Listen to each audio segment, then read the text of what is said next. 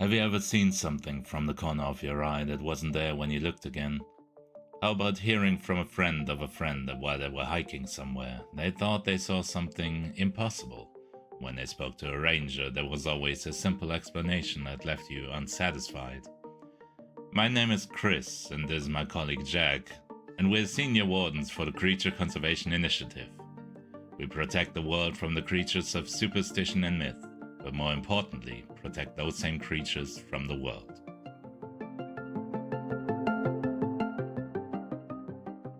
Hello everyone, welcome to another episode of the best podcast, objectively, about the Creature Conservation Initiative. I hope you're all feeling fantastic. I hope that you're subscribed. Jack, how are you doing on this fine day? I'm doing really, really good, and I just had to take a second to work out if technically we can objectively say this is the best podcast about the CCI, and yeah, we actually can say that, because there's no other podcast about CCI, so Exactly. we are both the best, the worst, and everything in between. No, I wouldn't go that far. Yeah, but no, I'm doing pretty good, thank you very much. Been in some sunnier climes today myself, or the last few days actually, working with the CCI. So things are looking up. How about yourself? Fantastic. I've enjoyed a little vacation to the Alps, and just grabbing a little bit of sun, even when it's not hot outside. It does wonders to drive away the seasonal depression and everything. So I'm doing great. Excellent.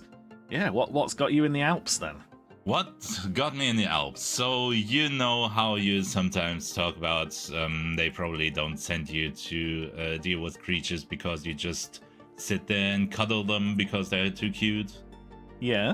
Basically that. Okay. So, deep in the Alps, there lives a creature that is called many names. My favorite one is the one from the Bavarian region, and that is the Tatzelwurm. Have you encountered these before? The what? Sorry? I take that as no. The Tatzelwurm. It's a combination word. Tatze is a word for paw, and Wurm is, of course, a worm. More like in the sense of a dragon worm, wormling, an earthworm. But yeah, you get it. I mean, I'm not going to lie, my thought process moved for about 12 different places there. I was thinking, first, is he having a stroke? followed by he's talking something to do with something being paw. Oh, then an earthworm. And now I'm on the path of a dragon. Yes. The journeys this podcast takes you on. Yeah, it's certainly some mental gymnastics. Yeah. It's also known, depending on the region, as a Springwurm, which means a jumping worm, Beißwurm, biting worm, oh god, Stollenwurm, which is a tunnel worm, or let me quickly offend the French here. I'm not even sure what the word means, but they call it harassin. Right. Yeah, you know the Alps. There's a lot of countries around it, and so there's a lot of different names for this for the same creature. And yeah, as the name suggests, it's a subtype of dragons and wormlings and that whole family. And the earliest written records that I could find about this come from the 17th century, so it's relatively new-ish for our standards. Okay. Kind of a young creature, although maybe people just didn't encounter it before that very much, so who knows. Yeah, I was going to say, sometimes it's one thing for listeners to go. Sometimes if we say young creature, we kind of mean like young as in we haven't noticed it before, but yes, God knows how long some of these things have been around. Exactly. Yeah, and in many ways we're kind of going back to our roots here. So it's we've been talking a lot about creatures of kind of supernatural abilities almost, and intelligent people and whatnot. And there's basically just an animal that is lives in the region, and we kind of deal with sometimes when they and people get too close. but overall it's just a little guy. Just a little guy.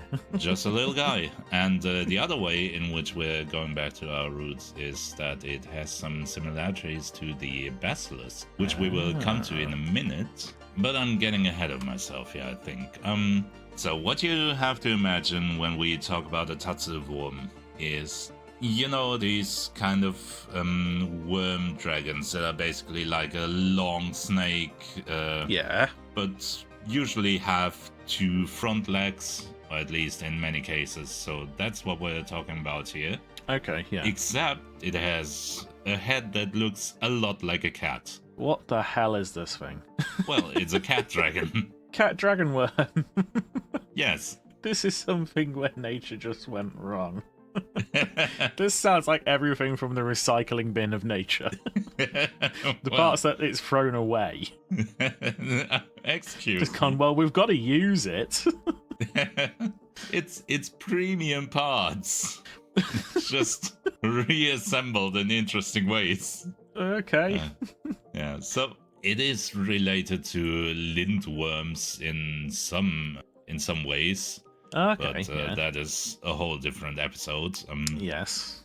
And they are anywhere from 0.5 meter to 2 meters tall, basically, which you'll notice that is quite a range of size. And Yeah. that is partly because people see, young specimen and adult specimen, and of course they grow in between. And also it is a whole, a whole family of creatures. So there's different variants, which are mostly the same, but they grow to different sizes and are in different niches of the ecosystem, more or less. So it sounds like they've got a bit of a society kind of thing. Well, not society like in our sense. They do live in colonies. Yeah. But they are society in the animal sense. They live in groups. They're not solitary creatures. Yeah. They have are the creatures like specialized, in terms of like the smaller ones have one role in the pack, the larger ones have another role? Usually there's one that kind of takes the lead when they go on the move or something. You have a couple of scouts maybe, but usually a colony is just a bunch of them wriggling around and That's not something I want to think about. Cat-faced worms with legs wriggling. I have bad news about this episode for you. Oh, this is unpleasant already. Why is it unpleasant? It's cute little cat dragons. 0.5 meter to 2 meter sized cat-faced dragon-legged worms. There's nothing that wriggle around. There's nothing savoury about this. I thought you'd be more enthusiastic about this. I think you drastically misjudged this. Apparently. But carry on. Anyway, I love them, and that's the important part. And now, dear listeners, you see why he's trying to date through this podcast. Well, one of many reasons. Carrying on. Anyway, so there is a lot of legends surrounding these creatures, especially in the olden times, and a lot of that is just made up. For a while, people thought they would grow up into actual lindworms, which is not true at all, and it also misses the basic fact that they have entirely different heads and True, very true. Very true. And they do sometimes mate with lindworms, though. Oh, okay. It's rare, but every now and then it happens, and you get little like hybrids out of them, like with tigers and lions and stuff. They are usually not viable for reproduction, but it happens every now and then. Okay. So maybe that's also where the confusion comes in. Yeah, makes sense. There's also been stories about how when they crawl through sand, the sand turns into glass because they have such immense body heat. But wow. they'd be starting fires all over the place if that were true, and leaving the Okay, entire yeah. mountain in glass. So I mean, have you ever skied on sheet ice? This is the Alps. I haven't. Sometimes it looks like glass. Just I'm saying. pretty sure the day I have to put on ski is when I die, but that's beside the point. We're gonna drag you out there. Anyway, carry on. Thank you.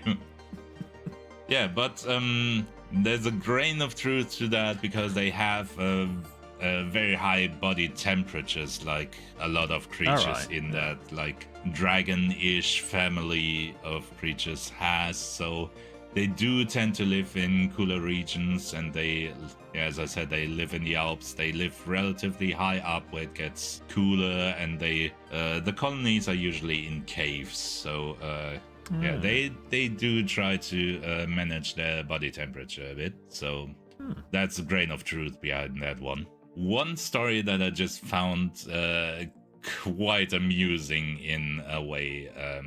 I just want to tell here is the story of Hans Fuchs, who I don't know why he's in any way relevant, but he was up in the mountains and encountered a couple of Tatzelwurmer. I'm not sure which language plural I'm supposed to use, but anyway.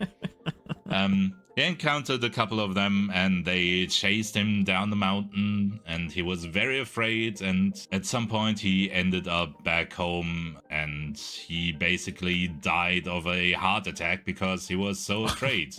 Hilarious.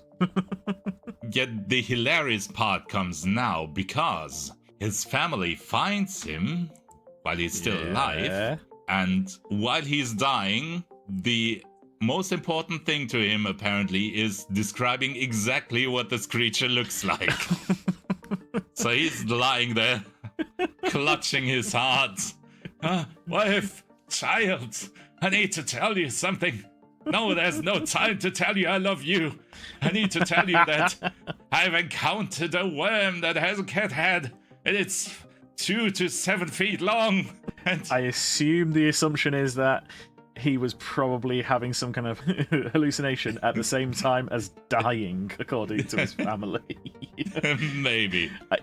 Shall we get you a doctor? Shall we get you some kind of medical help? We can do something. No, I need to tell you about the cat worm with legs that chased me. The cat dragons! Listen to me, goddammit! Chased me down the hill. Yeah. Wild. I find this mental image so hilarious. Of course, Grandad. Of course. Yeah. Oh no. Yeah, the cat It's worms. finally over. Get the axe, son. It is time. All right. Did they? That kind of begs the question: are they kind of aggressive? Do they attack people, or is it more just a kind of colony protection thing? Yeah, usually they are not really aggressive. They can be dangerous, but as with most animals, they are just as afraid of you as you are of them. You know, the usual stuff. I don't know. I think these things have turned up in my nightmares. I'm pretty damn afraid of it. Why are you so anti-cat dragon? I don't understand. Because it's not cat dragon, it is a cat worm with legs. Well, That's related to a dragon. If there is one Yes. thing I didn't want to see in my entire life, it is a worm with a cat's head. I don't know what's so bad about this. Reptiles can have cat heads. And the funny thing is, I didn't even realise that was one of the things I would least like to see in my life.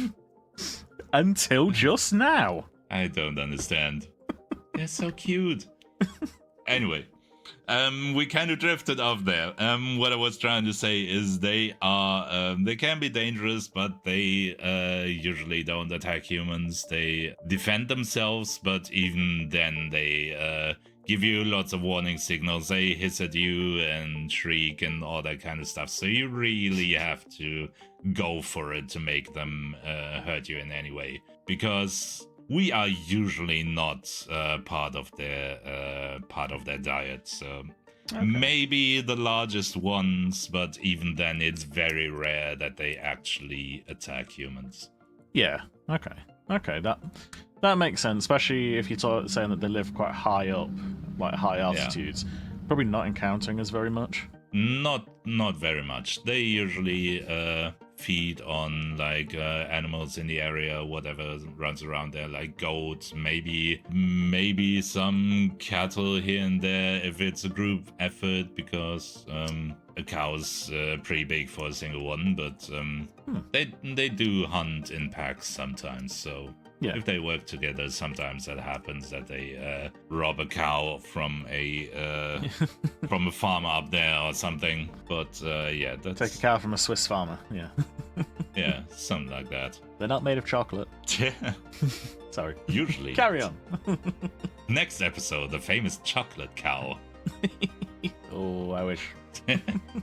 Yeah, but you remember earlier I mentioned that they are similar to the basilisk in some ways, and Yes, you did. Yeah. I'd like to get a little bit into that. And the most obvious part is the reproductive cycle, which we don't really know all parts of. Okay. Similarly to the basilisk. Yeah. And it begins in a similar way with the rooster laying an egg. All right. Just this time, the rooster lays the egg into a lake, where it is then kind of incubated underwater by the sun's warmth. So it's a summer thing. And as far as we can tell, there's no other animal really involved, which begs a lot of questions. And it also it goes back to the theory we had about the basilisk, that there's something that is not really visible somehow interacting with the rooster to create these eggs in the first place. Yeah. I mean,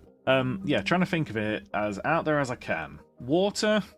I'm not quite seeing how that would change a creature from being like a chicken. I mean, obviously, I know we're talking a rooster laying an egg, so there's already something wrong there. But Exactly. I've not seen how water can turn something into a catworm. Maybe the sun's radiation, but I don't know. Yeah, I'm not. I can't see a root going from a chicken laid by a rooster into a 2-meter tall catworm with legs. Yeah, exactly. That's one of the mysteries that keeps the science guys up at night, I think. And Along with its face. yes. Yeah, we haven't really made any progress on that as far as I'm aware. But Fair enough. the similarities don't quite end there, because they are also very, very venomous. Ah, okay. In both biting prey and also with their breath. So they can kind of emit a poison cloud, I guess would be a term. Okay. Or more like a spray, I suppose. Yeah. And that's Poison that's vapors. Yeah, mixed in with the water droplets from the breath. Something like that, I'd assume. Yeah, and that's kind of where it gets dangerous, because if they feel threatened, they don't even need to get to you. They just spray their venom at you, and you're gonna have a bad time. But Sounds it. yeah, usually it's your own fault at this point, because They're giving you so many warning signs. Exactly. Yeah. As is the case with a lot of creatures. Yeah. Understand animal behavior, guys, and you'll be a lot safer. Exactly. To summarize, they're basically just normal predators in the ecosystem. They feed on the wildlife, and they don't encounter humans very often, and human casualties are even rarer. Okay. Yeah. So, I mean, begs the question, what have you been doing in the Alps then?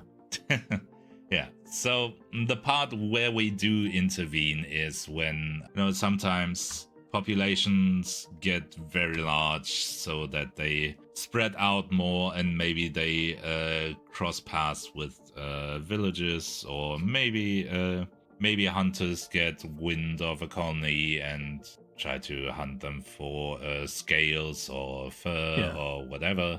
And these are the situations where we really have to do anything. And Cool. this time it was our arch nemesis here at the CCI, tourists.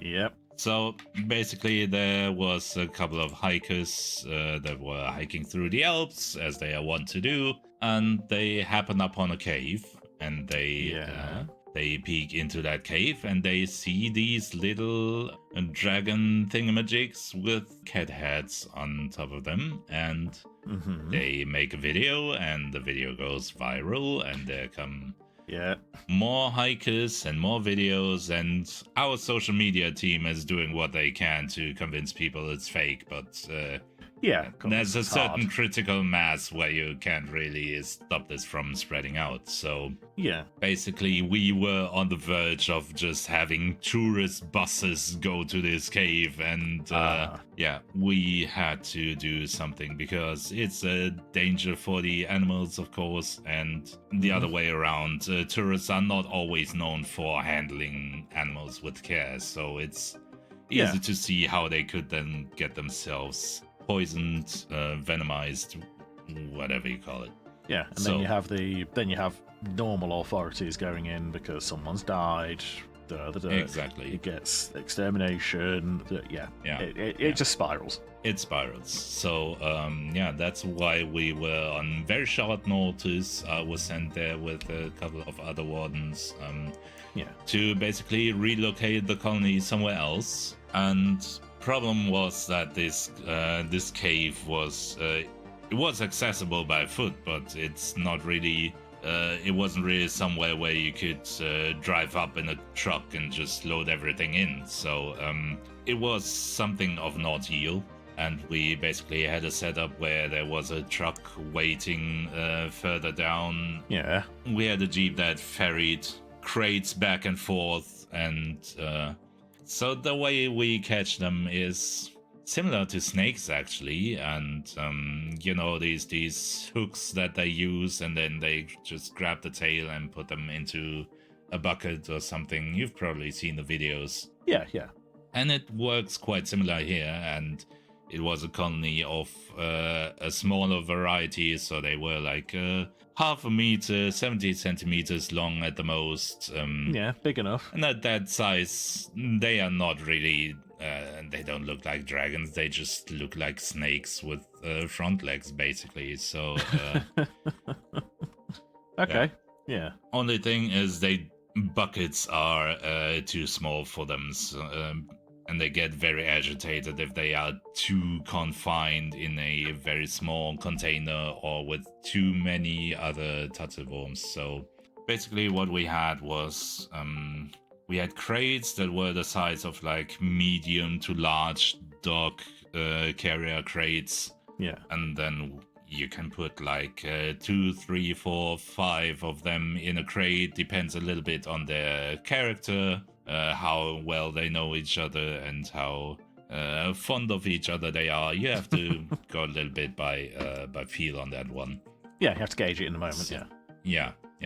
And the way this was going was that one of us was basically the driver. We would drive up, drop off empty carriers or empty crates, put the filled crates on the jeep, ferry them back to the truck so they can get loaded up. And in the meanwhile, me and another warden were catching more specimen and putting them into the crates. And it took a lot of time because it was a relatively large colony. And they are very nimble and agile, so... I can believe it. Yeah. I mean, if you combine wiggly snakes and wiggly cats, you can imagine how that turned out. Yeah. Both do a boneless impression very well. Exactly. And basically, most of their body is pure muscle, so they are surprisingly strong for their size. Well, yeah, I could see that. I hadn't thought about that, but yeah, I could see that. Yeah. It takes absolutely ages. We fill a couple crates up, we wait for new crates and fill those again. And towards the end, the ones that are left are the ones that we couldn't catch before. So the really nimble ones, the ones that are really good at escaping. And we're just so tired, we're frustrated, and at that point I'm honestly just losing patience, which is not a great thing, but I messed up. So I try to I'm fighting with one specifically for a while, and I chase it around, and it's very stressed out by the chase and is hissing at me, and I make the mistake that I go for the catch, even though I shouldn't in that moment, and yeah, it opens its mouth and sprays its poison at me, which I should have seen coming. Yeah. Okay. Yeah, I power through. I think I'm hit anyway. So I go in and grab it and put it in the crate before I signal to my mates, hey, I might need the anti-serum now, which So I've got a few seconds before I start to die internally. Well, it takes a little bit of time for the poison to reach the blood system. Yeah, it does take a little time. So you don't want to be in the middle of nowhere, but if you have the serum on hand, it's usually not that big of a deal. But it doesn't feel great, I can tell you that. I was trying to walk to the jeep where we had our medical stuff, and you know how when you're very sick, every step feels so much harder to do. Like even the way to the bathroom suddenly feels like it's a journey. I'll just wet myself in bed, that kind of thing. Yeah, exactly. And I was struggling to put one foot in front of the other, and I was really surprised at how fast this was actually acting on my body. And I didn't get halfway there before I don't think I could have continued, but by that point my colleague had already gone, grabbed the injector and came back to me, put it in my arm, and everything was fine again. Yeah. Well, not fine. I had to basically take a time out and sit there for a while, which was very awkward because we were all tired and all just trying to get done, and I'm just sitting on the sidelines at that point. But wasn't great. Yeah, sounds it. But other than that little mishap, it actually went off relatively well. We brought them to a temporary enclosure at first. We have enclosures for certain animal groups in several places, and we put them there until we can find a better place in the wild. And the positive thing about that is whenever we get a group of them in, the lab guys just do a round of the only word I can think of is harvesting, which sounds very bad, but I promise it's not. But they do sampling. They milk them for their venom, so we can produce more anti-venom from that, which they don't like. They get a little bit stressed out, but it doesn't harm them in any way, so that's fine. And we can save another idiot like me from dying to them in the future. Yeah. It also always happens that whenever there's a injured one or one that is abandoned by the colony for some reason, I have it on good authority that some wardens do grab them as pets and raise them by hand. Oh, that's sweet. Yeah. I mean, it's still an ugly ass creature, but that's sweet. Just, I don't understand you. Well, I mean, that being said, do you know anywhere else where people can't understand me? Well, everywhere probably, but if you want to tell Jack how wrong he is, you should join the Discord and at him for hours and days on end. Tell him how horribly he is on the Blink and the Omitted Discord. And when you're done with that, you can also talk about episodes that we've done before. You can talk about creatures and the world we live in. You can suggest creatures that we should do episodes about, because by this point, Jack and I have dealt with a lot of creatures, and chances are that we can tell you more about them. And overall, it's just a good place to be. And why aren't you already there? I really don't understand, but you do you. Can't understand it. You should all be there already. You should. I'm disappointed, but you can change that by joining the Discord with the link in the description. Yes, the link is in the episode description, exactly. And what are some other things that they should have already done? Well, I mean, if you're listening to this podcast, it obviously means that you absolutely love it. Therefore, you should be following, you should be liking, you should be rating. Only 5 stars. You should be telling everyone that everything about this podcast is amazing. You should be running around to all your friends, telling them this is the only podcast that they should be listening to. In fact, no, this is the only thing they should be listening to. Yes. On exactly. their podcast app of choice. Or if you are not a fan of podcasting and you prefer the good old-fashioned U of Tube, we also put these up as episodes on YouTube coming out at the same time. Yes. So you get a little bit of a visual element and you'll see our logo and it's shiny and it's cool and Chris spends So a lot shiny. of time doing that. So validate his existence. Give him a reason to keep doing it. Yes, validate me. Also call me. We're not using this as a dating app. Well, I am. But yeah, and like Chris has already said, just if you really do enjoy this episode and this is your first one, then just go and listen to our back catalogue. There's quite a little bit in there. We've been going for just over a year at this point, coming up to a year and a half, and we have a wonderful catalogue of different creatures. So if you don't like this one, there's probably something in there that you will enjoy, and they're all evergreen, so you can listen to them in any order at any time.